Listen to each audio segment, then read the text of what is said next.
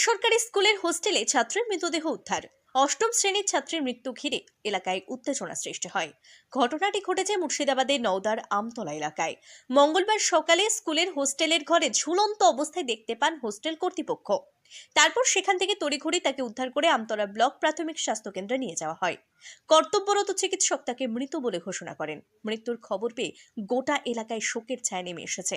ঘটনা জানাজানি হতে স্কুল চত্বরে উত্তেজনা সৃষ্টি হয়। বিক্ষোভ দেখাতে থাকেন মৃতার পরিবারের সদস্যরা।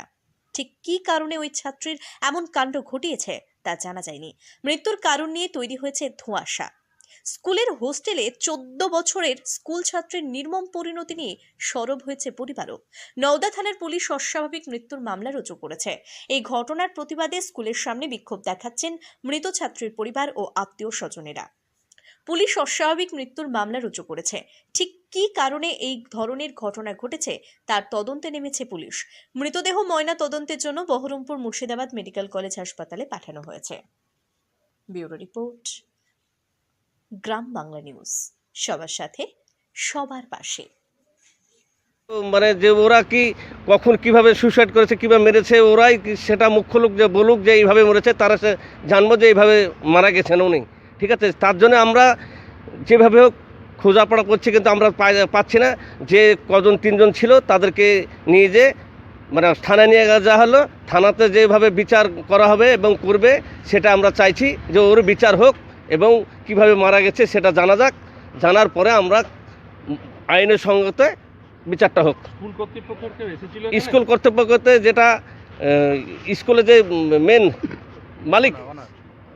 মালিক এসেছিলেন উনি, আর মালিক হেডমাস্টার, ওরা কাউকে বলে উনি কিছুই করেনি।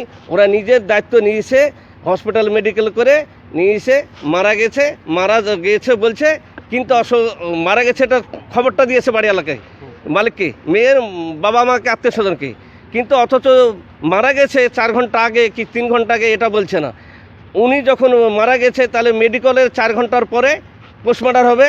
তাহলে 4 ঘন্টা এখানে যদি 9:30 হয় তাহলে 10টা আসবে, তাহলে 2টো ইয়াতে পোস্টমর্টম আসবে।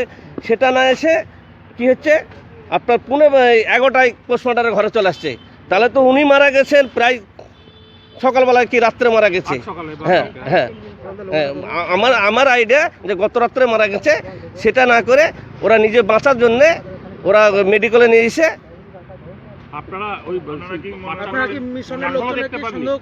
মিশনের লোকজনকে যে সন্দেহ করছি, হ্যাঁ হ্যাঁ মেরে দিতে যেভাবে হোক। হ্যাঁ ঢাকতে চাইছে, স্কুলে মারা গেছে। আমাদের পুরো মানে স্কুলে মারা গেছে। এদিকে প্রায় 4 বছর। পরিবারের সঙ্গে কথা হয়েছে আলসা, কিন্তু ওর ডিটেলস কিন্তু সমস্ত কেউ জানতে দেয়নি, বলতেও পারছে না, কিছু হয়েছে না। আমরা বিচার চাইছি যে কিভাবে মারা গেল, কি না দেখতে পাইনি। আমরা তো পুরো চুরি চামারি করে আপনার পোস্টমর্টম করে দিয়েছে। আমার বাড়ি হচ্ছে 3.5 কিলোমিটার।